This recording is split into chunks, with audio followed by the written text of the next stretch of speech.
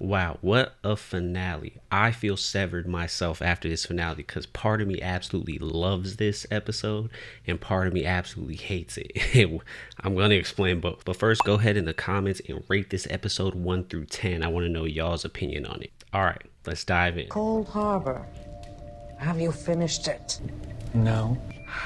And she's still alive. We can save her. Who? Miss Casey. Cobell's intentions kind of revealed here in this episode. Cobell does not want to save Gemma because she cares about Gemma. She wants to save Gemma so she can take her chip, just like she took Petey's chip, and use it to destroy Lumen. Now here's the thing. I think Devin wants Gemma to be saved, not just because it's Gemma either. I think she has an ulterior motive that we're not going to find out until season 3. But I am definitely of the mind that Devin and Rickon, I'm not going to say they're bad, but there's something more to them. There's something more there. I'm going to bring up Devin and Rickon again later on because Rickon's lack of presence in this episode was interesting to me. I mean, I could just not do it. I could just not finish the file, not get her out. If she's telling the truth, we're screwed either way. Now, what's interesting there is it really puts into question what Mark S's motivation was at the end of the episode when he decided to go with Helly R instead of with Gemma. Because as Helly said, either way, they're screwed. Now, Adam Scott did an interview saying that the way he saw it was that Mark S didn't care. He didn't care if they were together for 10 more seconds or 10 more minutes. They just chose love over everything else, which that's valid. But what's interesting to me is that Mark S didn't really screw over Mark at the end of the episode anyway, because he ended up did saving Gemma. So the only reason why it would be a hard decision to go with Helly versus Gemma is that we're assuming that somehow this is going to keep Audi, Mark, and Gemma separated, but we're not really sure of that technically, unless they keep any Mark in their prisoner or end up capturing Gemma again.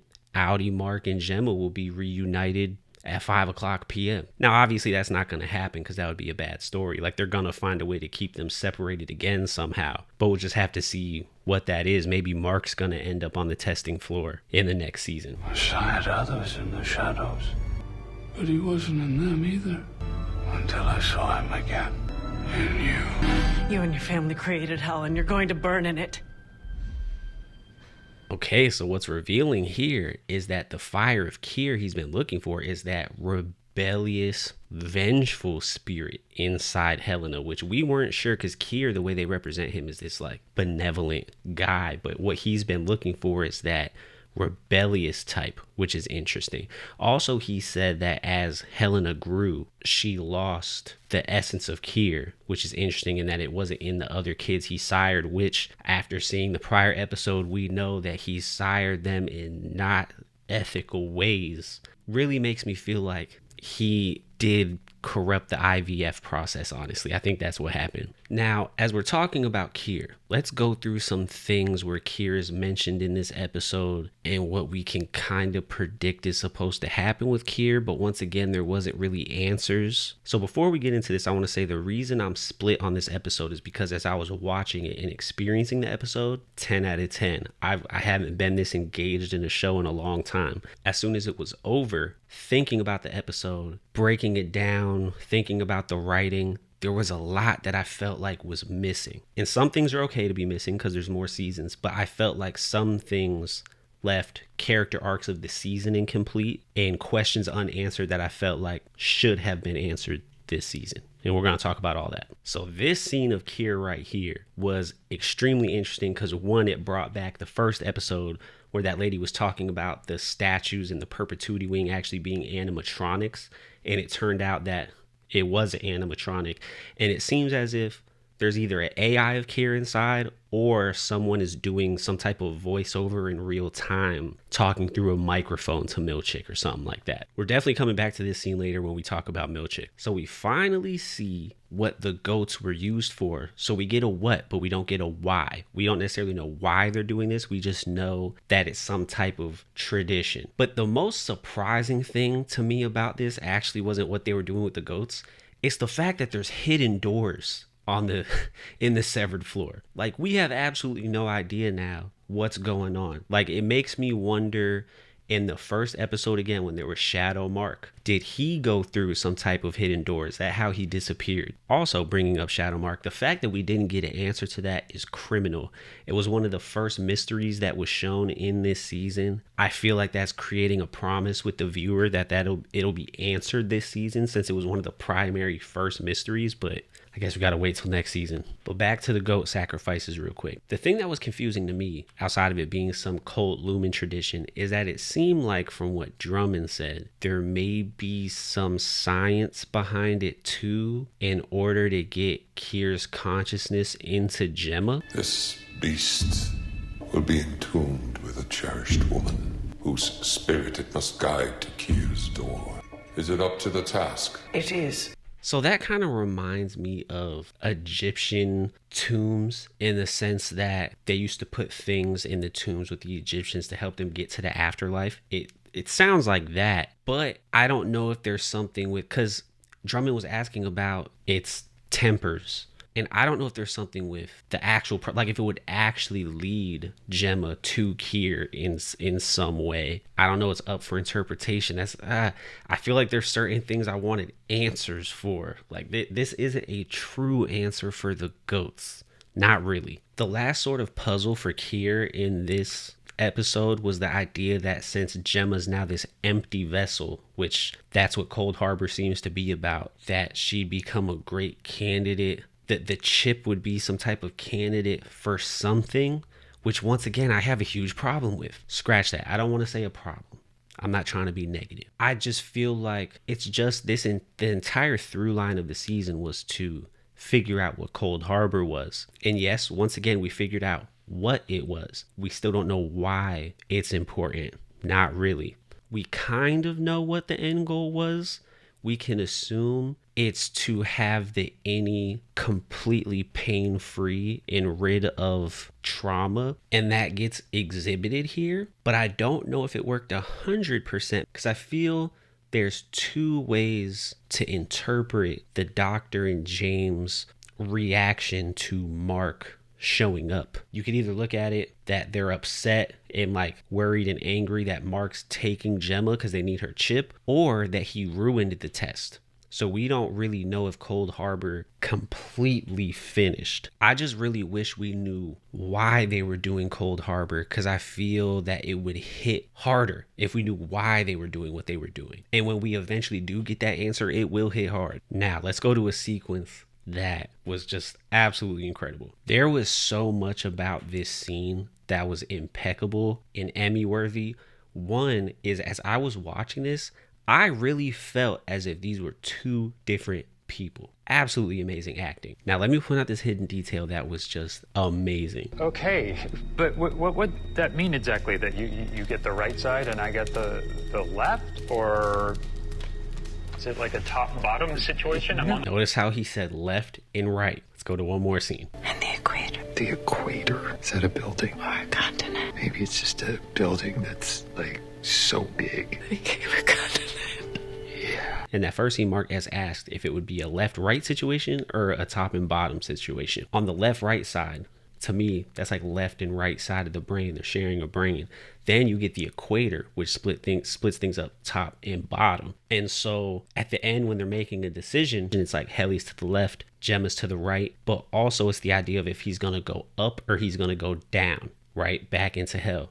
The severed floor is the equator. So you got the severed floor. On above that is the real world. Below that is the testing floor. Later in the episode, when Helly says meet you at the equator, that comes true because they decide to stay on the severed floor. This scene also did something I did not expect at all, which was creating trust issues between Outie Mark and Any Mark. I honestly did not see that coming. And the reason why I didn't is because of, once again, another reason why this episode has me a little irked is because the whole plot of this season was reintegration. And the idea was that Mark was finally going to be able to communicate with Any Mark through reintegration. That never came full circle, never came to fruition.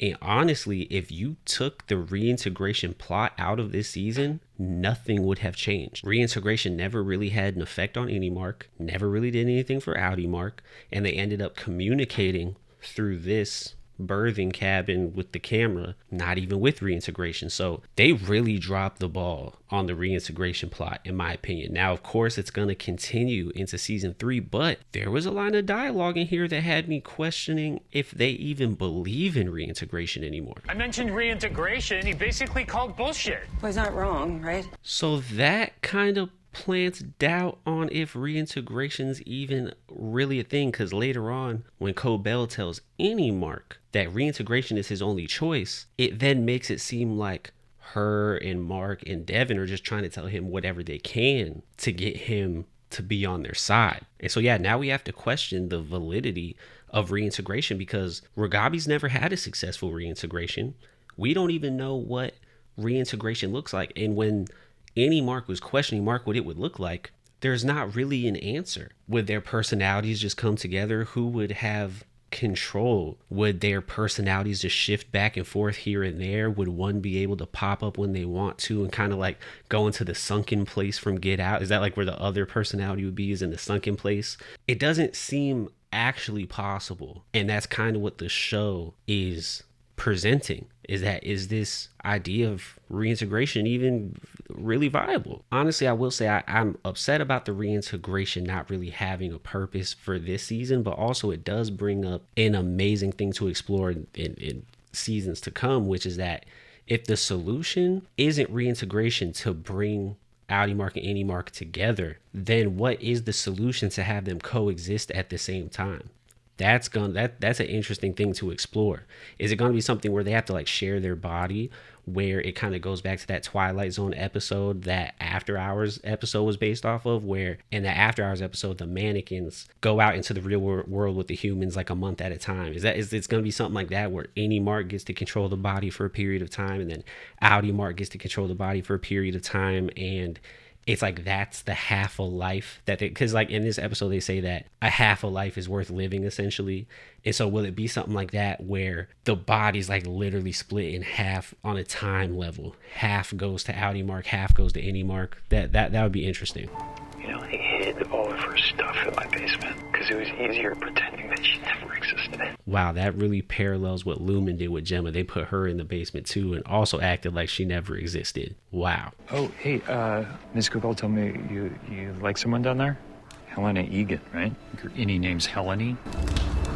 And that was the downfall right there. Just how Helena said the wrong name for Gemma, called Gemma Hannah. He just called Helena the wrong name. He called Helly the wrong name, Helene. That was it for Mark S. That was it for him. He's like, nah, not this disrespect. This person doesn't care about me and what I'm going through. He's just trying to use me. Y'all need to leave a comment and tell me what your favorite part of this back and forth was, because there were so many gems in here. But what did come full circle in this argument is the Chikai Bardo card that showed up in episode 7, except that ego death Gemma was talking about never happened. Now Cobell finally explains what we all knew, which is that the numbers were about Gemma and taming her tempers. But this was the part that was interesting to me. There'll be no honeymoon ending for you and Helly.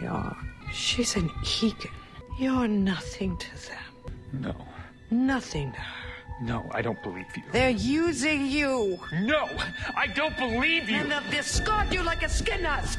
I think you're using me. So once again, Cobell does seem to genuinely care about Mark for some reason, which makes me think maybe she was one of James' girls at one point and Mark is her son. But anyway, that's a wild theory. Mark S seems to believe that as soon as he finishes the file, they're going to die. Either because they help out the Outies and they take Lumen down, or if he doesn't finish the file, then Lumen will also do something bad to him. So knowing that he believes that, why does he tell Cobell that he doesn't believe her and that they're using him when he knows they're using him? And her choice of words saying like a skin husk is wild, because it gives that imagery of Any Mark is this consciousness that's just in this like skin and bones, this skin bag, and they're gonna husk him like some corn, and all that's gonna be left is like his exterior, and that all like that's just such a dope phrase. Real quick, you may have noticed I got some new headphones here. They're amazing. They're HyperX headphones, and right now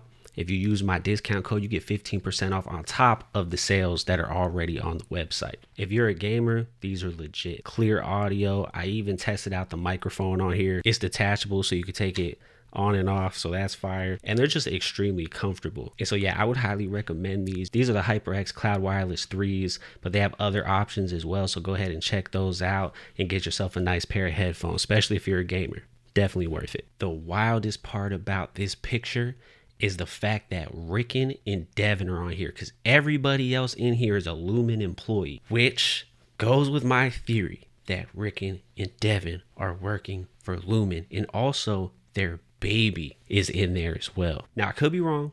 I will say this. I can't really tell who's in the back on the left part of the picture. So if there are people that aren't from Lumen over there, destroy this theory. But as of right now, it seems like everyone on there worked at Lumen. So interesting. Now let's debate. Was it Helly R or Helena in this episode? Because people are debating that.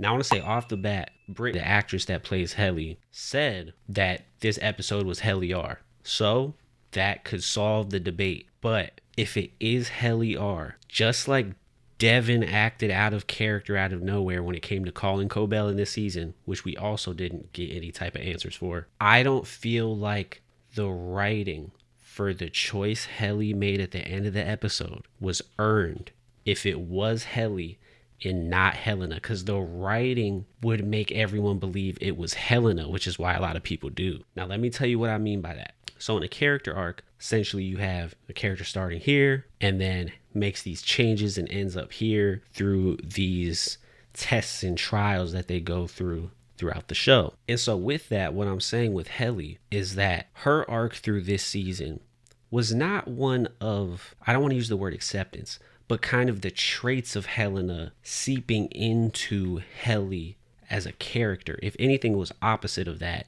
And after she found out Helena took over her body, there was even more separation between Helly and Helena. The line when Irving says Helly was never cruel, that was in there to be this indicator of that was the real reason as to why Irving could tell that it wasn't Helly and it was Helena. Then in the last episode, you get a line of dialogue with Dylan where Dylan was asking, if we're so different from our Audis, how come we couldn't tell you apart from Helena? And then she said, well, Irving could, and he said, well, Mark couldn't. The fact that that was a very consistent part of the show after the Ortbo told me that there was not a resolution with that concept yet. So it would make sense to me if once again Mark was tricked and it actually was Helena. However, I think that definitely would dilute the big reveal of Helena being the one that was taken over before. Like, why do the same plot thing twice? But at the same time, in this episode, you had Helly advocating for Mark to leave with Gemma. Prior in the season, when she first became Helly again, the first thing she did was wanting to help Mark find Gemma. So she's kind of always been this selfless character. So for her to make that ultimate selfish decision at the very end and let Mark go with her, way out of character.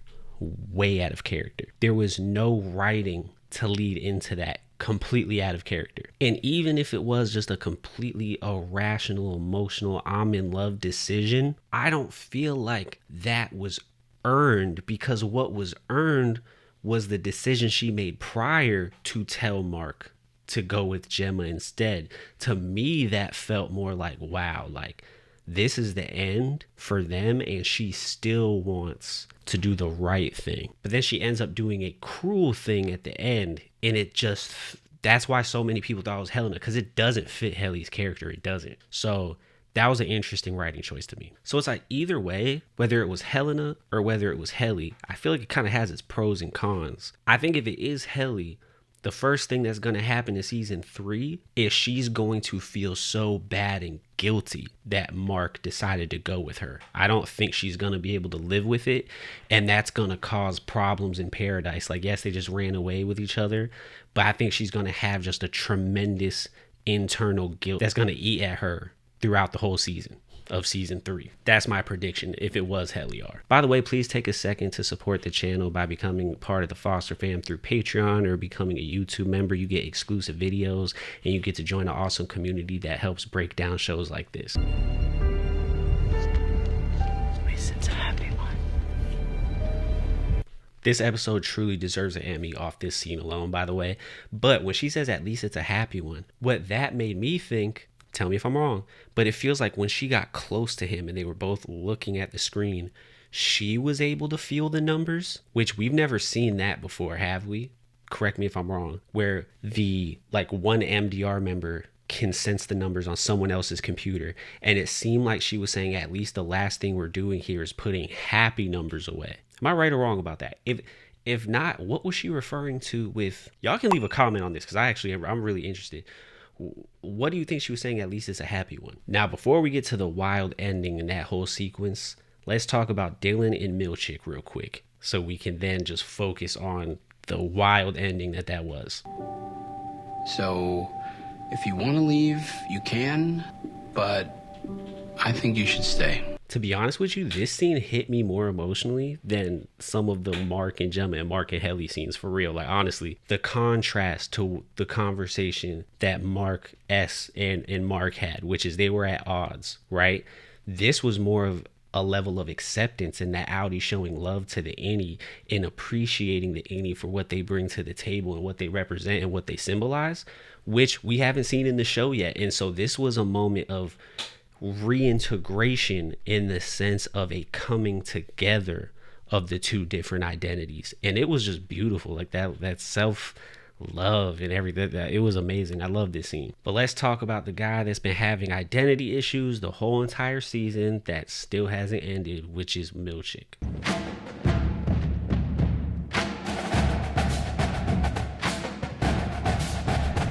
I haven't seen people talking about this because there's been racist undertones in this entire show of how Lumen treats Milchick.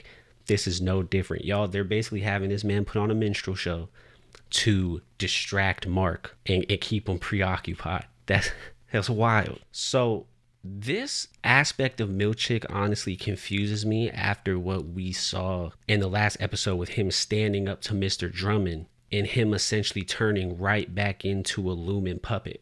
To be honest, that just makes no sense to me. Like, he was clearly having these reservations in an understanding of, man, like, this isn't where I want to be anymore. Between what he did to Drummond and that conversation he had with Audi Mark when Mark was talking to him about missing work. And that makes me think that in this shot right here, when he hops up on this vending machine and he's looking at everybody, that he's actually not mad. I think he's actually going to switch sides and be on the side of the rebellion. I really do. Because if not, once again, his character arc would make no sense to me either. Especially because his arc was really showing that he was over it. That he even stood up to Kier himself in this episode. So I thought there was definitely going to be a moment of him 100% switching to the other side. So I don't know. It's odd to me. But something that really never came full circle with Milchick either was this dynamic with Natalie. That seemed like it was going to come full circle, but never did either. All I got to say here is Brienne of Tarth. Damn right. I can't show this scene for obvious reasons, but I did not expect this to happen. Yo, that was wild. Oh my God. And I just remembered something while going through this. Based on what Cobell said, it could change like everything we know about the testing floor. The way that Cobell said it made it sound like Gemma was only going to the 25 rooms that Mark made. That's the way she made it sound, which makes me wonder, are all the other rooms that have been made from everybody else bogus? Or are there other people on the testing floor that are going into these rooms? Or is Gemma going all these rooms? Because in episode 7, she had said she'd been to all the rooms but Cold Harbor. But I guess she could have also meant like she's been to all of her assigned rooms outside of Cold Harbor. And so once again, another question that we have going into season 3 is, are there more people down there? What are all the rooms for? If Gemma was only going into the 25 rooms. And obviously, like, other people aren't that important because they were okay with letting Irving go, but they wouldn't let Mark S go, which also makes me wonder, what is it? And I feel like we definitely should have got an answer for this as far as why was Gemma so special to be the one for all this to go according to plan? What was it about Gemma? What was it as a test subject that she was doing so differently, or her results were so different compared to other people that have done it before? Who are the other people that have done it before? Like, there's still so much to be answered. And also, even when we talk about the goats, I don't even know her name in this show. I'll just keep calling her Brienne of Tarth. She was saying they've had to sacrifice a lot of goats in the past, which makes me think there's been a lot of test floor subjects. So who are these test floor subjects? How long has this been going on? Once again, why is Gemma special? This is my biggest problem with this episode that's giving me like a season-wide problem. I feel like the idea of Cold Harbor makes no sense at all, wasn't explained. We don't know why it's happening. We don't know its significance.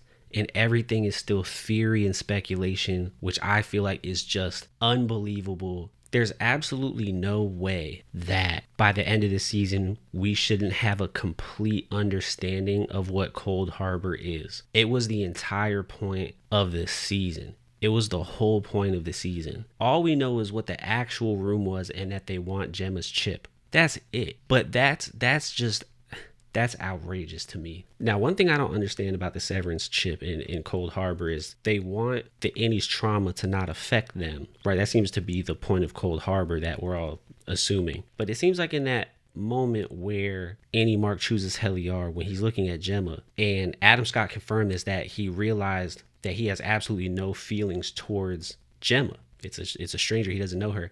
Doesn't that prove that the chip, that the severance boundary they're working on works? Like, so what do they need Cold Harbor for? Like, it already works, doesn't it? I don't know. Leave your comments and thoughts on that. That part kind of confused me. But I think the redeeming quality here is that while I was watching it, while we were all watching it, seeing Mark and Gemma together was just absolutely amazing. The acting was fantastic. The emotion was there 1,000,000%. I mean, come on. Come on.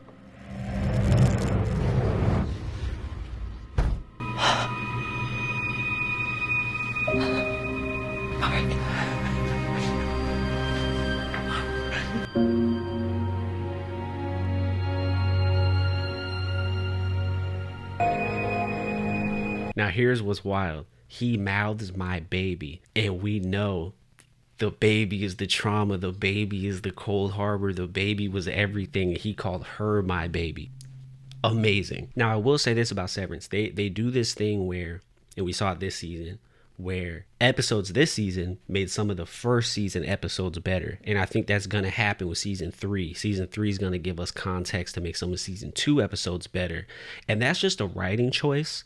It's this idea of giving us just enough to be satiated, but also always longing for more. I think sometimes they don't do a good idea of balancing the answer to question ratio. I feel like sometimes the show gets too abstract and left up to too much interpretation, and we don't have enough solid answers and evidence for things. And when it comes to Cold Harbor specifically, I'm definitely feeling that way personally. When the doctor says you'll kill them all when Mark is saving Gemma, I assume he's talking about all the innies that have been created. They'll all die, because it was shown how the doctor fell in love with some of her innies. What's interesting there is, did he have a plan to also save Gemma so that she wouldn't die after Cold Harbor? Was he planning on saving her? Because the plan was to kill her. So either way, all the innies would have died. So he must have been plotting something else, and that's definitely interesting.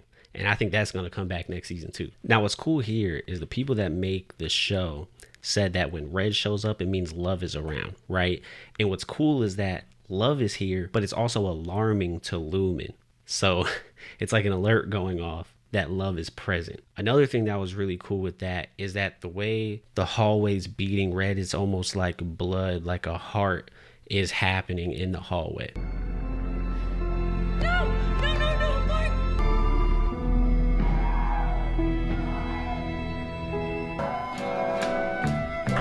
Mark! What a heartbreaking scene. Oh my God. But what's amazing about that is that somehow they framed the shot to make it look like Gemma was still in captivity, even though she was free. Because what's really freedom is being with the person you love. And that's what happened for any Mark, but not Gemma. Also, in that moment that he chooses Helly R, it comes full circle where the Any is finally having autonomy over the body instead of the Outie. So he's getting to make the choice he wants to make. And that's a first in the show as well. And it also represents from the intro when there was like Any Mark crawling out of Outie Mark in the back of his head. That's what that represented. It also resembles the mythology of Orpheus and Eurydice, where Eurydice got abducted into the underworld. Orpheus goes to save her. Hades says that in order to save her, he has to, run her out of the underworld. But the rule is he can't look back to see if she's behind him. If he looks back, then she gets stuck in the underworld again. And so like that faith and trust is there. And so in this episode, he ends up looking back at Helly R and deciding to stay in hell with her. Fire. Past the minutes of its face. Now that look to me is either giving she feels extremely bad for what she just did, or she's like, F you, Outie. Either one, can't tell yet. We'll find out next season. Of your mind. So people had noticed that they switched back to that film grainy look right here, which was shown when it was going over Outie Mark's love story with Gemma. And now this is like the beginning of Any Mark's love story with Helly. And so that grainy film filter came back. An amazing full circle moment we get is at the end of the show when Mark chooses Helly R and is running away. It is the complete opposite of what happens in the first episode when he shows up and is running towards Gemma. He was running towards her then and is running away from her now. Love that. But yeah, with this ending, there's still so much up in the air. We never found out who Irving was talking to. We never found out about Shadow Mark. We never found out why Cobell was like scared of that guy in the car in that reset that Helena was talking about. The Watcher people that were underneath watching all the MDR people weren't there anymore. We don't really know what they're about. So many more questions about reintegration now, which I already went over. Irving wasn't in this episode at all, which was wild. And I didn't get to it earlier, but Rickon had an entire episode essentially dedicated to his book and the theme of it and how it's a Trojan's horse and all of that. And it completely got dropped from the whole season. Like I said earlier, like a lot with Milchick got dropped as far as his arc and with Natalie. So yeah, we have a lot of questions that are left, and I'm probably gonna make a separate video on my predictions of what will happen in season 3. Yeah, I'm gonna make a separate video for that. But overall, I felt like as a finale, it was a great finale. My experience of watching it was fantastic. My only issue is that there's too many questions left unanswered for things that were posed in this season that were crucial to the actual plot of this season. Yes, they can still get answered next season, but I feel like it would have been better if they would have been answered this season. But the acting was phenomenal this season. The writing itself also was phenomenal. Like, I'm over here constantly thinking about it. That means it was good writing. It was intriguing. The pace was kind of all over the place this season, but the finale made it worth it. And so, yeah, I thought it was a pretty great finale. I'm pretty satisfied with it. After I sat with it and was breaking down, I'm pretty satisfied with it. If you like this video, please become part of the Foster fam through Patreon or through being a YouTube member to help support the channel. It helps me make content like this, and I would greatly appreciate it. I do breakdowns for other shows as well, so check that out. But if you're only here for Severance, I understand. And until next time, next season, I'll see y'all.